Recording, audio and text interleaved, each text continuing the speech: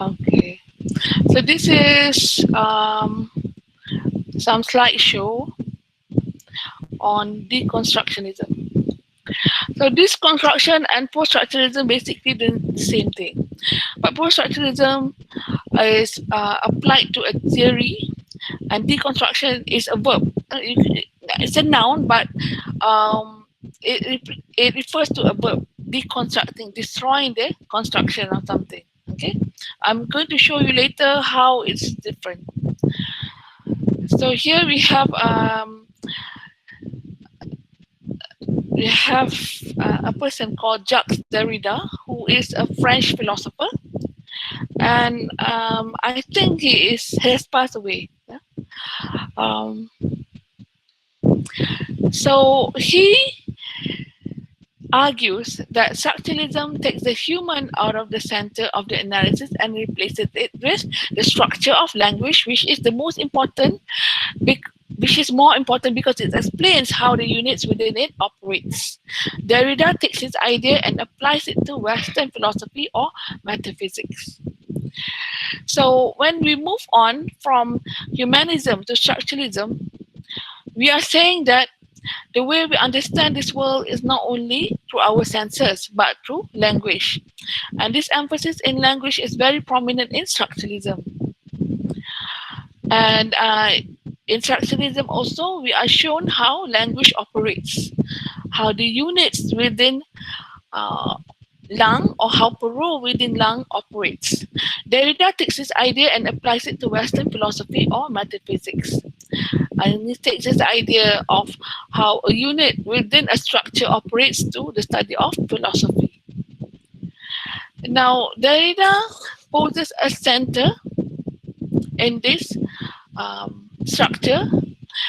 Derrida says that every philosophical system, every attempt to explain the relations between the mind, the self, and the world posited some sort of structure and center. There is a center, a point from which everything comes and to which everything is referred to.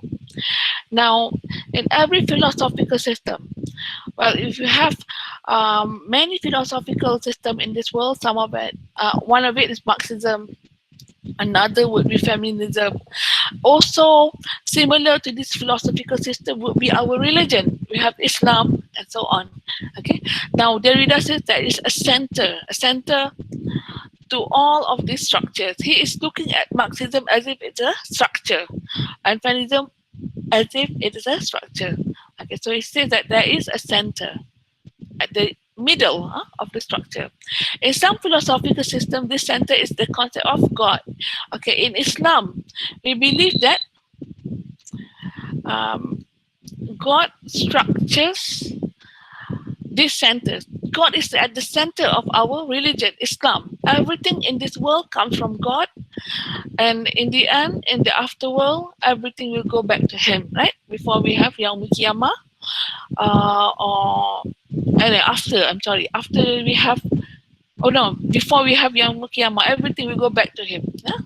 So everything comes from the center, which is God in Islam. In others, the human mind, humanism. In humanism, every knowledge that humans have of this world comes from the human mind. So the human mind is the center. In the unconscious or psychoanalysis, everything that a person thinks comes from his unconscious psychoanalysis. Okay, the unconscious becomes the center. So Derrida says that within such structures are binary pairs or oppositions consisting of two items placed in relation to each other. One part of the pair is always given a cultural value higher than the other. One term is marked positive and the other negative. So he says that every structure has a binary, not just one, has many binary oppositions. But when he was looking at one ideology, okay, it's suffice to say that that represents one binary structure. And here we have a picture of the structure that would comprise of the center and the binary oppositions. And by this, you mean that this emphasis on male versus female. Maybe this structure here is um, a feminist structure. Okay, feminism. Oh no, I'm sorry. It's not feminism. It's masculine structure. It's a patriarchal structure. Um, it's a structure about patriarchalism. Yeah, about the emphasis on males. So at the center, we have a patriarchal society, and then for the binary, we have male versus female. Okay. Now, actually, this can also be extended to other binary oppositions. It need not be simply about patriarchal society structure. It can, because we live in a patriarchal society. Yeah. Um, at least that's what Westerners say. Okay. So everything here, everything in this structure actually supports the power of the patriarchy. And to the Westerners, our life supports the power of the patriarchy. So we have one binary opposition which shows male as being closer to the center, to the society, than females. Females are further apart. Now we can have also other binary oppositions surrounding this patriarchal society, because this patriarchal society uses language. This language is a structure as we have learned earlier. And in this language, we have not only one binary opposition, it could be rich versus poor, day versus night, okay, or tall versus short. So there are terms that are nearer to this center, and then there are terms that are further away.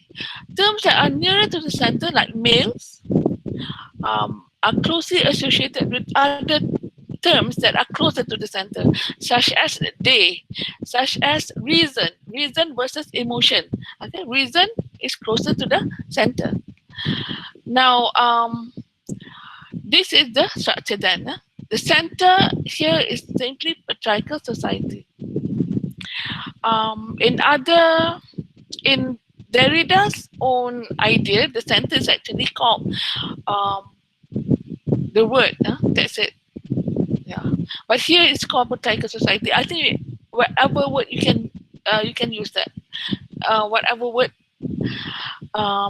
anyone says, I think it is applied. Okay, as long as it's a patriarchal society or the word and so on. Yeah.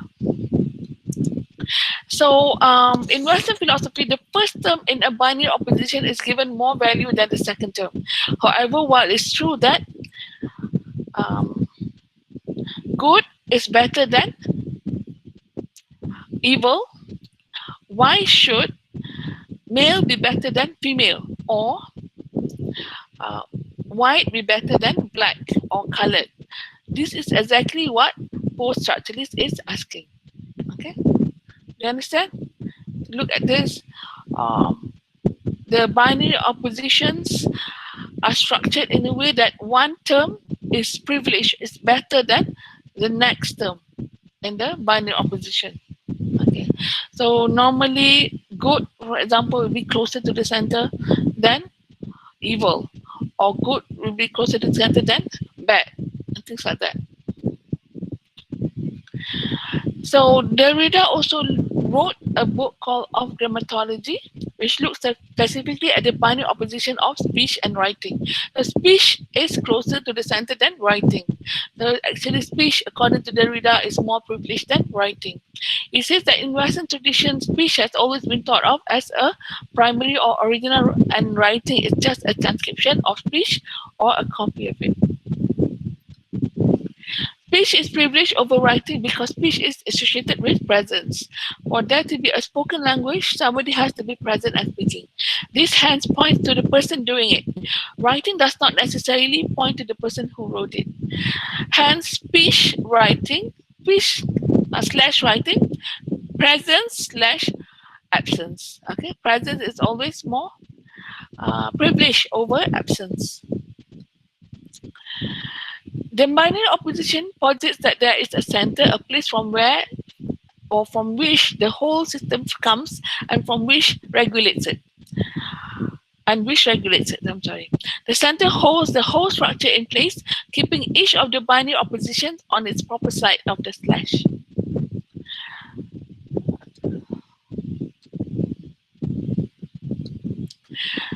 In Western tradition, there is a collection of terms that serve as centers to various philosophical systems, such as being, truth, consciousness, God, unconsciousness. So Derrida says that each term serves two purposes. It's the center given credit for the whole system, and it's something beyond the system, not governed by the rules of the system. Yeah. So it's the thing given credit for the whole system. The center is actually, you can say that the center creates the whole system. In Islam, for example, Allah creates us. Okay, so it is the center of our creation. Now, you can say from the previous slide that the center is the patriarchal society or maybe society itself. So the society is the one that creates the whole system. Doctor, Yes. I have a question. Yeah. How do we know that something is close to the center? Is it because something is privileged? Yeah, because it's naturally privileged, more privileged than the other term. Thank you, Then Doctor. society is the one that decides it. Can you give me an example? Okay, maybe if you look at men, men slash women, right? Men is more privileged because they have spokesmen. We have um, men. You know, men is power, is strength, is reason. Women are emotion, or women is emotion, or weak. Okay, so we have this idea in society, according to Derrida, that associates one side of the center with something that is more privileged than the other. Am I answering your question? Yes, yes. Thank you, Doctor. Okay. So the same thing goes for good and bad. Good is more privileged than bad, right? That is very clear. But Derrida is simply asking, why should men be more privileged than women? That's it. I mean, he's unclear about that. No? Because men can also be evil, women can be good. Yeah. Okay. And then, did somebody ask me another question or wanted to ask me another question?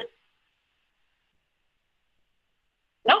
Doctor, Okay. as a follow up to the sister just now, I also wanted to ask: is it then could we use the subject to its rules thing? The closer it is to know how close it is to the center, the closer it is to the center, the less subject it is to its own rules. So I think then in example, right? I think your God example is a good example. So God is if God is in the center, then God is not subject to any of the rules within that system. He makes his own rules. No. Yes. Right? He is Or, not subject to any of them. right. Would No? that be one measure of centrality in that case then? Being subject to the rules of that system? Yeah. Everything else is subject to the rules of the structure, except God. God should be it's not a male or female, right? It's not Mm. good or bad. So he is beyond the center. So in that I mean, he is the center. I'm sorry, he's not okay. beyond center. He's the center where everything comes from, and eventually will go to in the end. Right. So then Yeah. vice versa, inversely so, then do we say the farther it is from the center, the more subject or the more oppressed that thing is? Might that be one way to look at it? The further is from the center, the more what? The The more more. subject it is to the rules or the more oppressed that it can become. So in terms of if we were to look at a patriarchal society with a patriarchal system right in the center, then close to the center would be men. Closer still to the center would be privileged, rich, white men. That would be one. Then Okay. far away is woman, yes, but the farthest type of woman is colored, black, poor woman. Yeah, Would that be you can argue that. Certainly, one term in a binary system, like for example, male, yeah, can be associated with other binary. Um, other binary oppositions such as white and colored, right? White versus colored or white slash colored. So to be white and to be male would be closer to the center than to be male but colored, right? Yeah, Mm-hmm. definitely. Okay, Oh, so to be worse off would be to be women and also colored. Yeah. So yeah, you can see that also. yeah. Since we're picturing it in the shape of a circle instead of just a simple linear XY line, right? So there would be a lot of things to affect its dimension on where it is in the circle exactly. But yeah, okay, I got it. Thank you, doctor. Okay. Okay. So thank you for the comments. Yeah. I'd love to answer and hear comments. Sometimes okay. So this is a center and it's beyond the rules, but it is directly it creates everything that is within the structure. The center keeps the structure from moving very much. Derrida calls this kind of move or motion as play. Okay, he calls it from play. What do you mean by play actually? Okay, let's have a look at the examples. In one classroom, a teacher is the center of the classroom. She or he keeps the class in order and regulates everything in the class, such as the students' behavior. Students who are close to the center are better behaved because of the teacher. Students who are further away from the teacher are not so better behaved because they move or play in the reader's term. So what we can say about the male and female dichotomies, okay, or binary oppositions, males are closer to the center, so they do not experience play. But women are further away, so they can move or play. Okay, what do we mean by that? Let's have a look at another structure that before we answer that question. So this is another structure that has a center, which is at the middle of the seesaw. Yeah, the girl and the boys are at the girl and the boy are at the very end of the seesaw. So we have the center which does not move, but the what do you call that? The outskirts of the center, which moves a lot, yeah, up and down, up and down. So it experiencing both poles are experiencing play. Okay. They move a lot. Yeah. Seesaw as a structure. Let us say that the seesaw is a structure. The center of the seesaw is balanced at the center by a piece of wood holding the board firmly to the ground. The center does not move up or down because of the wood holding it firm. So the center is stable. However, as parts of the wood on the board are further and further away from the center, these parts start to move or play in Derrida's term. According to Derrida, all structures and systems like the seesaw, classroom, and language operate between two poles: absolute fixity, rigidity, and no motion, which is the center, and its opposite, complete movement, so constant shifting, continual play. Okay, so the opposite of this center would experience a lot of shifting and play or movement.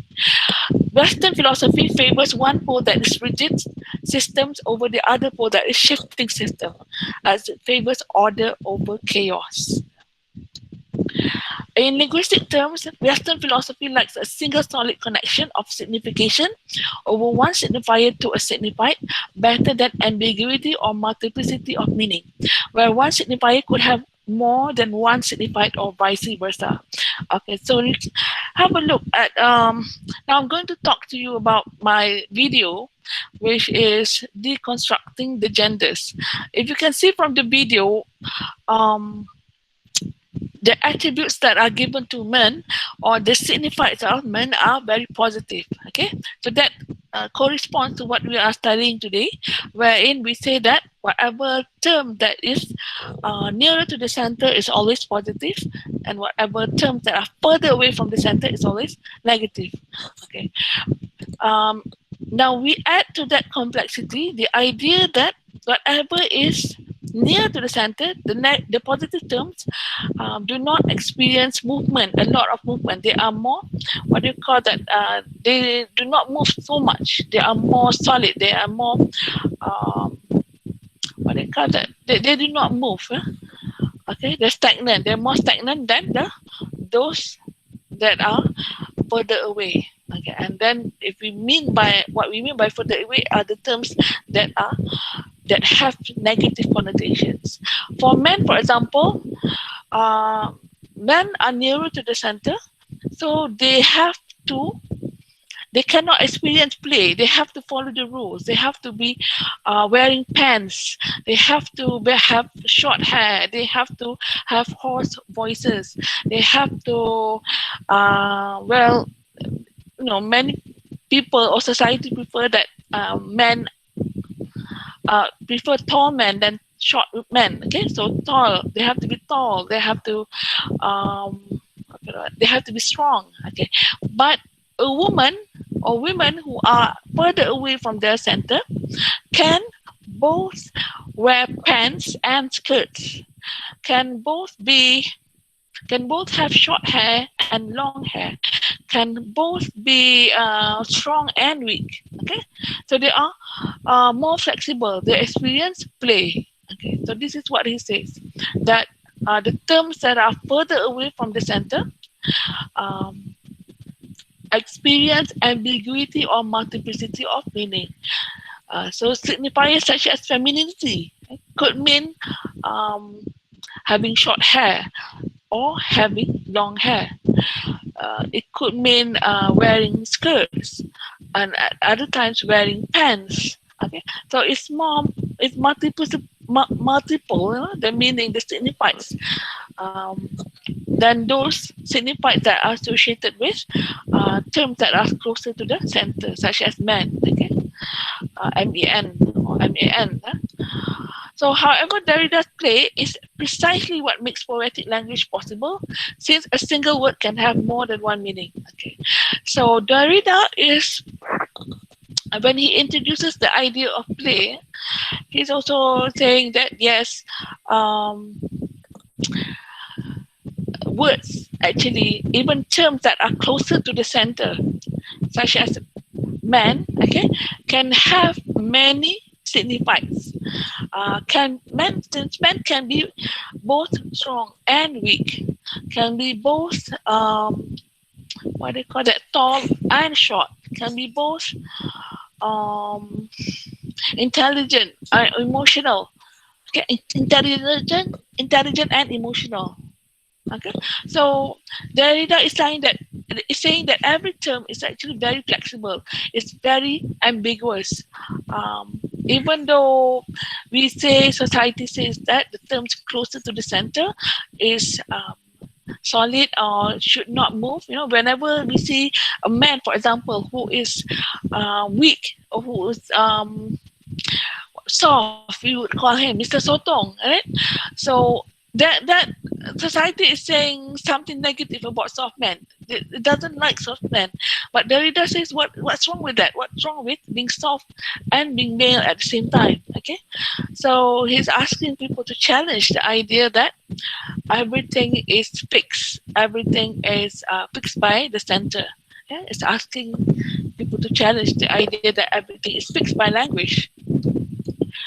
An example of this, because we use this idea that words are ambiguous in literature. When we look at poems, for example, this poem by William Blake, The Rose. "O rose, thou art sick. The invisible worm that flies in the night in the howling storm has found out thy bed of crimson joy, and its dark secret love thy starlight destroy." So a rose. Rose here could mean a rose, could signify a rose, and it could also signify a lady, a young lady. It could also signify England. Okay, and what is happening to the young lady? She is being invaded by an invisible worm. Maybe the worm is a man, and the man is tempting her or something like that. So it could also be England. Rose is England, and the invisible worm is the French Revolution, because the poem was written during the French Revolution, in the aftermath of the French Revolution. So people in England at that time, in the late 18th century, they were afraid that, no, I'm sorry, late 17th century, they were afraid that, no, I'm sorry, it's late 18th century. They were afraid that the French Revolution would influence people in England to revolt against the government. Okay, so this poem can have many meanings actually. Um, what we call literary texts are texts within which language operates loosely with lots of play. Non-literary texts, by contrast, use language as if meaning was stable and fixed. Okay, so in the, literature, we are saying that the terms, the languages, the paroles, they have many meanings, huh? And nothing is stable, nothing is fixed. Even the terms that are closer to the center, they are also ambiguous. Also, they also experience play. Okay. So far, do we have any question? Okay. If was Doctor, yes.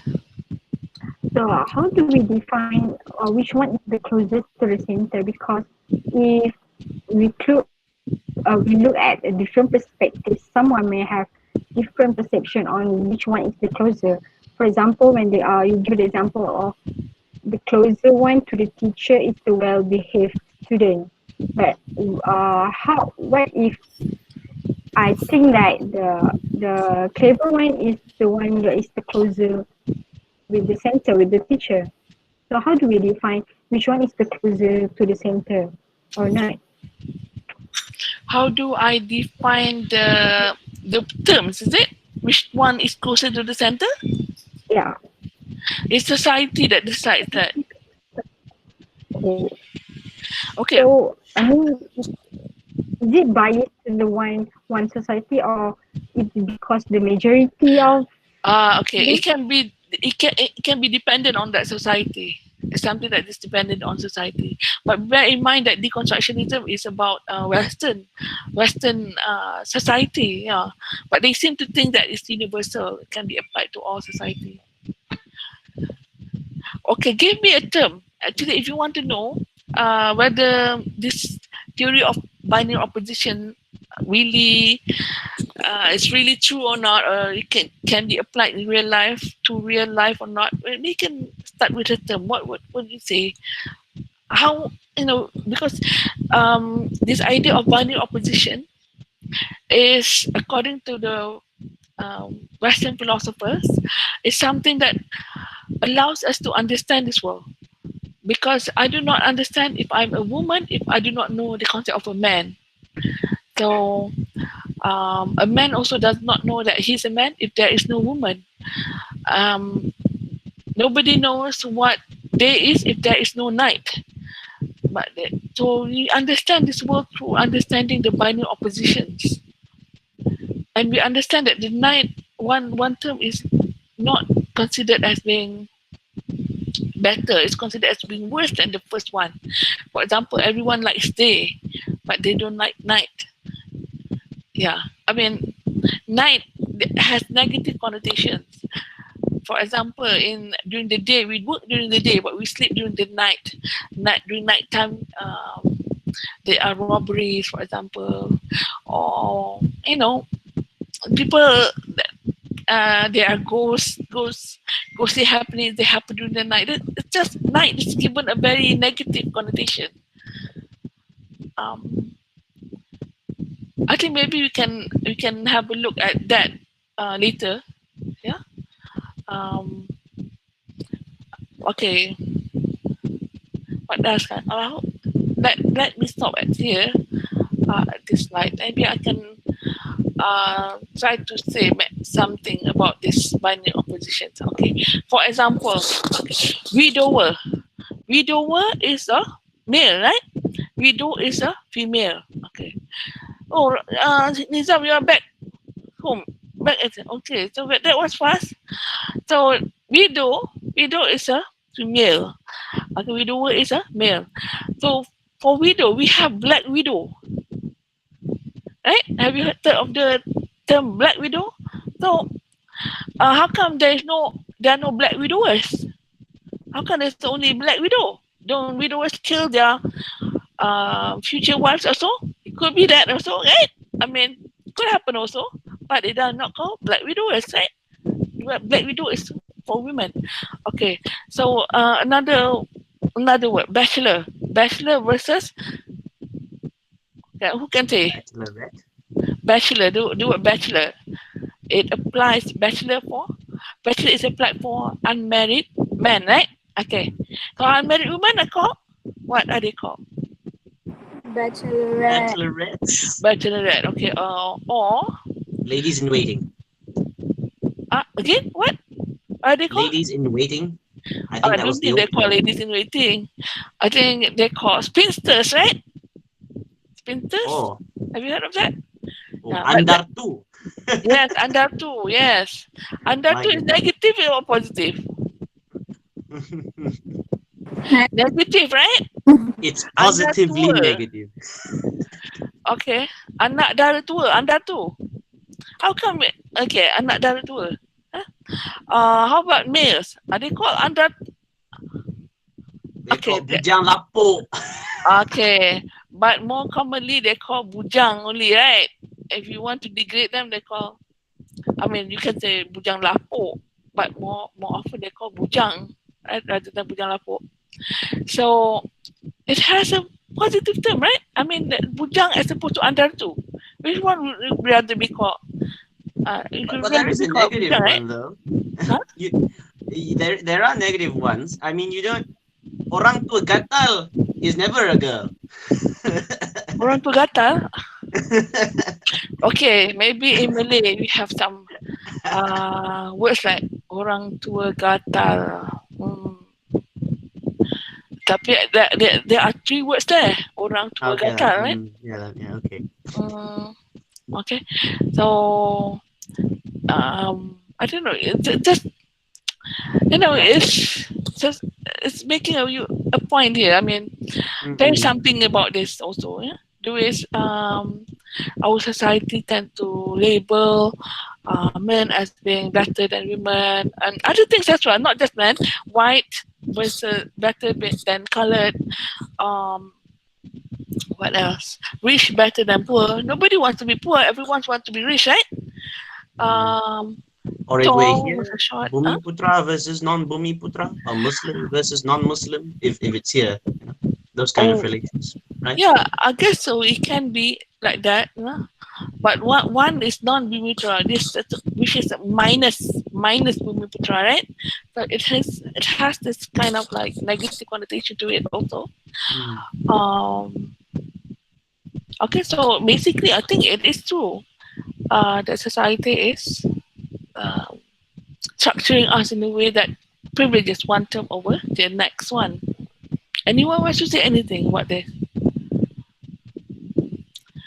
Okay, but to Derrida, every term, Derrida said that the term that has less privilege than the other term is actually very flexible. Women can wear pants, can wear skirts, can wear what call that? Can have horse. Sorry, can be tall, can be short. They are more flexible. Men are rigid.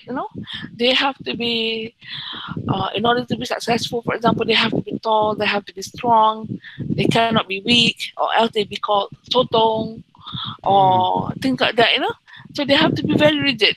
That's the downside of being closer to the center. You're not allowed to play, you're not allowed to move a lot. That's what he says. They're not allowed to be ambiguous.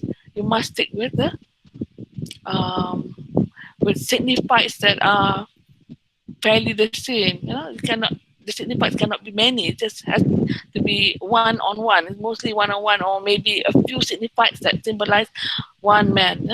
So it cannot be flexible in that sense. But women can be flexible.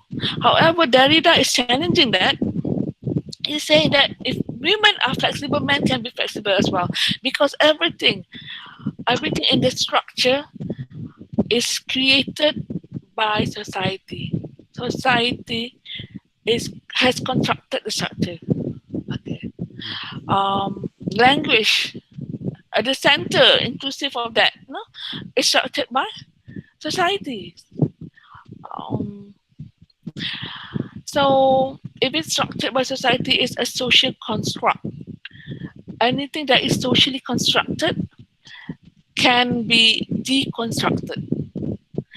So in the picture, and the video did not show this. I had tried to show men who wear skirts.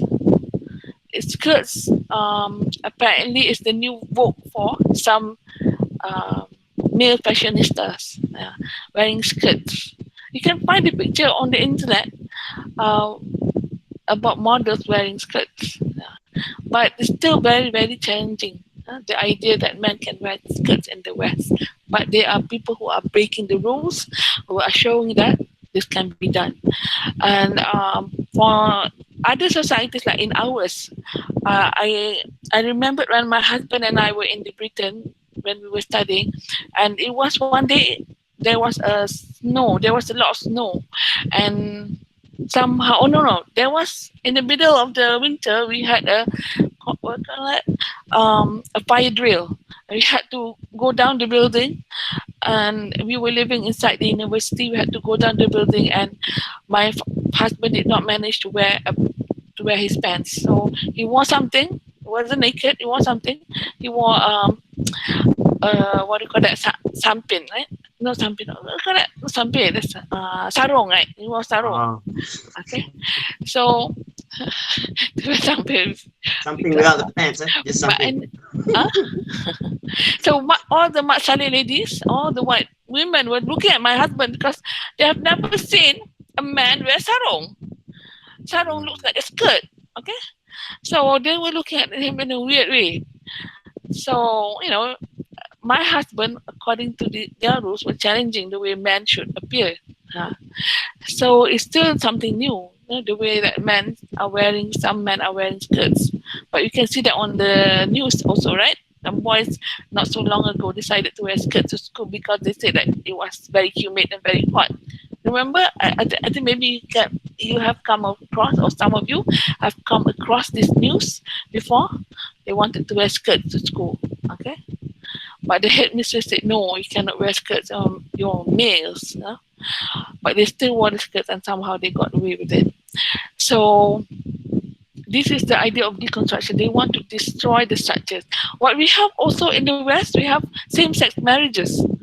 Same-sex marriages is also a form of deconstruction because they are deconstructing the idea of marriage. The idea of marriage says you have to have a male as a husband and a female as a wife. But they are marrying there are some gays who marry their own sexes. A man, for example, can marry another man and call this other man his wife. How come that is true, right?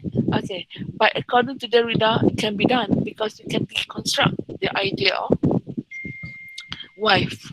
A wife need not be a woman. Okay, a wife can be a man. So this is one of the problems with deconstruction as well. Because if you say that a man can be a woman, can be a man also. Oh, sorry. If you say that a wife can be a woman, can be a man also, what does wife mean anymore? Right? Doesn't mean anything anymore. If you say a husband can be a woman also, what does a husband mean? It's nothing anymore, right? The signifiers are being destroyed. It can be anything and everything. So there is no meaning to the signified. Do you understand? Do they seek to destroy all structure then, Doctor? Yeah, yes. All structure gone. Yeah. But then that's quite anarchic of them. Poststructuralists believe that everything could be destroyed in that sense. But some people in the West also believe that is rubbish because if you destroy the structures, if you destroy the idea that a man and a woman should get married, and become husband and wife, so they're destroying the idea of marriage itself. Because there's no need anymore for a man to marry a woman. It could be anything, everything. A politician, for example, also can be an animal, right? Right now. Right. Yeah. Right.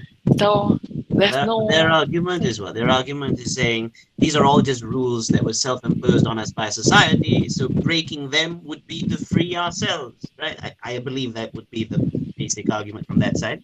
Yes. Yeah. So if you go beyond, or you can, if you challenge the rules, then maybe you won't have any rules to go on. Okay. So let's have a look at the next part of our class, we look at this idea of This circle idea, then a good way to explain double standards. again. Like this would be a good model to explain double standards, wouldn't it? With the circle and the center, since you were saying why is it acceptable for a woman to wear pants but not for a man to wear a skirt? That sort of double standard thing that Yeah, applies to anywhere else outside of gender as well. It's just that if the double standard is if the flexibility like the woman, then therefore she is slightly outside, farther away from the center. She's not so heavily constrained by it. But the men who are closer to that center are more subject to its laws and are therefore more rigid and are expected to follow it closer. Otherwise, they can't. yeah, yeah. It's saying that there is some kind of double standards. That women are somewhat freer than men to move about, to play around. But men are, no, they're not. Society expects more from them. It could be that also. But in Islam, for example, I don't think it's something that is considered negative because Islam says that man has responsibility. A woman, on the other hand, she has her responsibility, but it, Yeah, it I could be see. less than man's responsibility. Yeah. Yeah, like just from this lens, from this center circle perspective. Mm. Yeah, there could be a double standard there, yes. Okay, so if post-structuralism is connected to writing text, deconstruction is a post-structuralist strategy for reading literature. So what we have been talking about is post-structuralism as a whole, the system. But deconstruction is more like a verb, it comes from the word deconstruct, which is to deconstruct the structure, yeah, or construction, yeah. So when we read through works of literature, um, and you want to apply a post-structuralist way of looking at literature, we deconstruct the literature. We destroy the structures of the literary writings that we read. So what exactly is deconstruction if Derrida says it's a strategy for reading? What does all of this about philosophical systems and centers have to do with reading literature? So one thing about literature is that um, it has a text, for example, has its own center according to deconstructionists, how it constructs a system of truth and meaning and then looks to see where it contradicts itself. So we learn that any written text that is literary, for example, a novel, for example, has a center and it constructs a system of truth and meaning from the binary oppositions that appear in the narrative, in the story, and then we look at things that contradict this binary opposition. Okay, for example, one good example is Pride and Prejudice. Pride and Prejudice is a novel by Jane Austen. It's quite well known, and in that center, the center for the story is um, the importance of getting married for love rather than money. Okay, so the character Elizabeth Bennet and Mr. Darcy gets married finally at the end of the novel because they love each other instead of because Mr. Darcy is richer than Elizabeth. So that's not the reason. But for other characters in the story, they have marriages that do not hold up to the center, that do not support the center, but still are legitimate. For example, Charlotte Lucas. Charlotte Lucas gets married to Mr. Bennet. Mr. Bennet is somebody who is unattractive, but he has a modest income to support a wife. So that is why Charlotte Lucas marries him because of money, because he thinks that he can support her. Okay, but their marriage is well, it's not based on love. It is, it is legitimate. It is a marriage, nonetheless. And they are both Mr. Lucas and sorry, Charlotte Lucas and Mr. Bennet are both happy to be married, even though they could not be as happy as Elizabeth and Mr. Darcy is in that story. Okay, so this is what a person writing on a literary work can argue. They can argue that the person can argue that this story does not support the idea that marriage on love is good for everyone. Because some people in the novel do not marry for love; they marry for money. Okay. The basic idea of deconstruction is to find the center and see what happens to the structure if you take it away. The function of a center is to limit play to whole concepts such as good and evil in a firm relation to each other, so that we know what each is and what side of the sledge it should be on.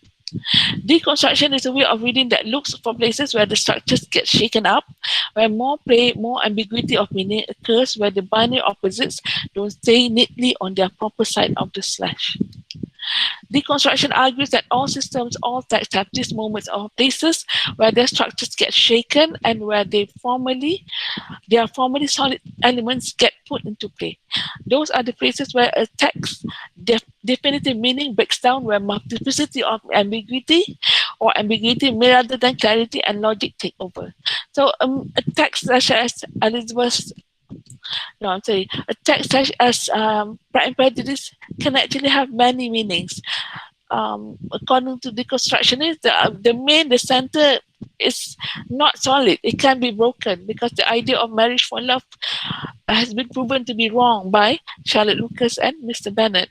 So you have to create another center. If you want to say that um, there is a meaning to the text. There is a center to the text. You have to create another center, another argument. Maybe you can say that marriages, whether for love or for money, are all legitimate. Okay, but according to Derrida, no structure is solid. Every structure can be broken, even if you have a different center, like you say, marriage, whether for love or for money is legitimate. You can say that this is not true for all marriages in the story, because you can see the marriage between Mr. Bennet and Mrs. Bennet, which is based on love and money, but both Mr. Bennet and Mrs. Bennet are unhappy with their marriage. That's it. Okay. So a deconstructive reading thus reads a text against itself, looking for the holes or shaky parts of the system of stable things or meanings the text tries to set up, but always prove that they can be deconstructed by pointing out the inconsistencies and by showing what happens when the center fails to hold all the elements in fixed position, or where the slash dissolved binaries start to collapse into each other. Derrida says you have two choices. You can throw out the whole structure and try to build another one with no inconsistencies, which is what I tried to illustrate just now with Pride and Prejudice. But according to Derrida, that's impossible. That just trying to substitute one center for another and not saying that the center is just a concept which has play just like any other and not a fixed and eternal truth. So he's saying that even if you construct another center, it can be broken down. So there is no center actually that is solid, that cannot be challenged. Every center can be challenged. Okay. That's the end. Okay. Do you understand what I'm saying just now? Do you understand? Yeah. So, yeah? Yes, we understand. Okay. So if you don't understand, please tell me. Basically saying that there is no structure in this world. Everything can be challenged. Everything can be broken down. Then, some people like Terry Eagleton, for example, he's an educator who's very well known, the most cited person in criticism in English literature. It's called Terry Eagleton. He's somebody who's still living. He is saying that, Derrida is a lot of rubbish. Why? Because if we don't have any structure, then how can we make sense of this world? If your mother can call you Amy, or Amy or Dimi, whatever, right? I mean, you wouldn't know who you are anymore, right? Look at the transgenders that we have in this world. Okay, well, obviously, God created us to be men and women because that is a greater plan for us. But if a man sometimes or a woman sometimes feel that they must be, they could be the opposite sex, then they have their sex operation, right? Then they could also um they could also find themselves in a problem because they are changing something that is natural, and at the end of the day they could be experiencing some kind of problem also with them, with the way they think about themselves. I've heard of a lesbian who married a gay man. Yeah. um the the lesbian appears to think that he is a man, but the gay man appears to think that he's a woman. So, and you have to make sure that sometimes you destroy all structures, you rob it of meaning, and it is. I think it's against God's laws also, because God says never cross the boundaries. Apparently, there is a greater reason why we are men and women, and it's beyond us to challenge that notion because it could lead to something that is very confusing for us. Then it's not just social constructs anymore they're going against, is it, Doctor? There, I mean, in the sense of what you're saying there, if they're willing to, if they want to deconstruct everything, even to the point where no, just because you were born with male parts doesn't mean you have to be a male. Then even if it's biologically there, it's just another structure to break down. Is that what they're saying? Despite the biology, despite, you see, I can see me as a man with male genitalia, but that's just another construct. We can break it down. How can we? Yeah, I mean, obviously the human mind is very complex. Why somebody would, you know, why a man would like to become a woman? Actually, if you ask a woman this question, it's beyond her because women are oppressed in society. Why would somebody who is from the oppressor side, or somebody who doesn't really want to, Mhm. somebody from the oppressor side jump to the oppressed side, right? I mean, normally it would make more sense for the oppressed person to be the oppressor rather than the other way around. But what we're saying right now is quite a number of men would like to become a woman, right? That's strange. Yeah. And then I know also some men who get raped because the rapist thought they were women. So it's a change thing for women. But also there are some women who jump to the other side. Maybe if we look at this from this point of view, it makes more sense because she is becoming a member of the oppressor. She's gaining strength. We can say that she's gaining strength from being a man, right? That will make more sense. But again, it is um, it is beyond the rule that Allah has said. That's definitely true. Um, but it is confusing as well, because what does she get from being a man? I I think suppose there she is. feels like I suppose she feels like she gets closer to the center then, or then to the center of power, as it were. I guess that's what she feels she gets. Yeah, it could be that also because if she's a man, she's got more power, right? Yeah, Mm. yeah. But I'm also wondering whether um, being a man is just being a man. It could be a man. That's what you have said. A man is also white. It's also strong. It's also uh, all these other things that Mm. a man has. I mean, she could just be looking like a man, but could she really be a man? Could she really be a responsible person? Man is supposed to be responsible as well, right? So I think it's a very complex thing. Maybe sometimes what happening is that there are psychological forces at work here. Maybe these people they have psychological problems.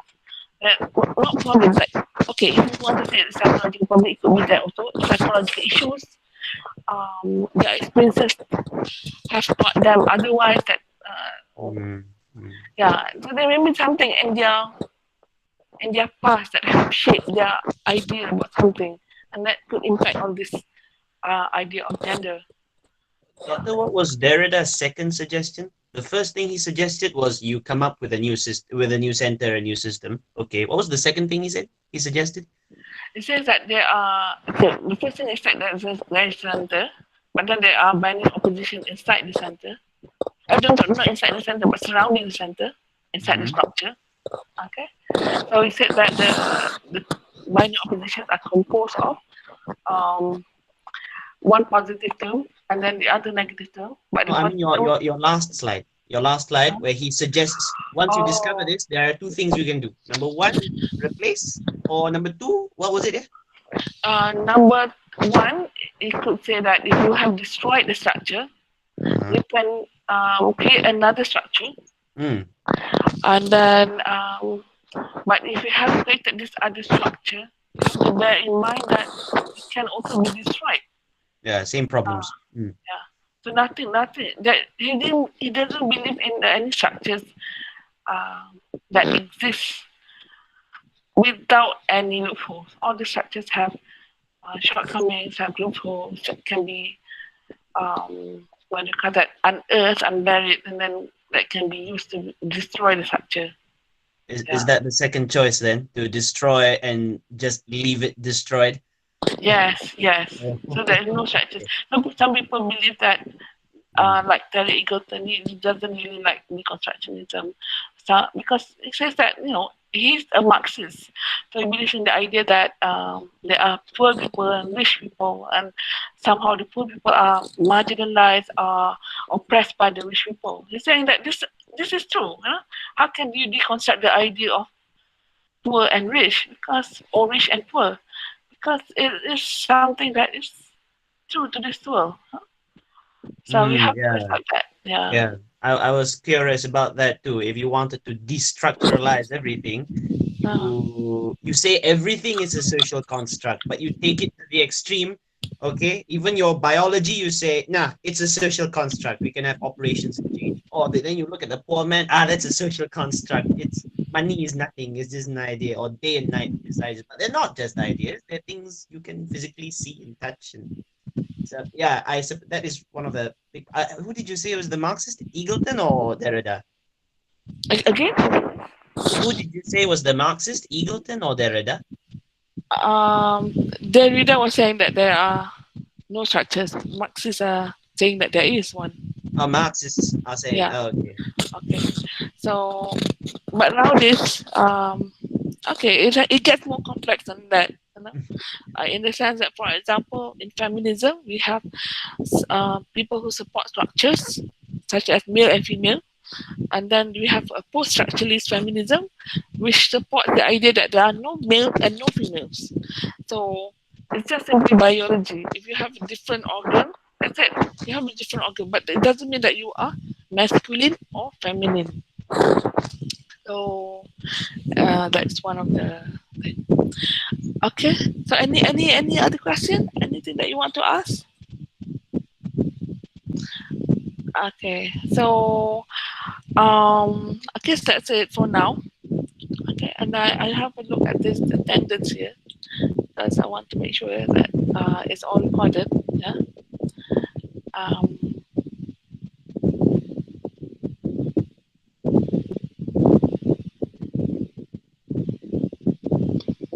okay, so that's it. And I will. If you don't have anyone here has any question, you can ask me, or maybe ask on the WhatsApp group. Okay. So that's all for today. Thank you for coming to class. And I don't know where Nizam had gone just now. It's interesting that you actually took a ride in the middle of the whole class. That's interesting. I wish I could do that. Okay. So thank you for coming to class. Yeah? Okay. Bye. Thank you, Doctor. Yeah. Thank you, Doctor. Thank you, Doctor. Thank you, Doctor. Okay. Bye. Thank you, Doctor. Thank you. Thank you, Doctor.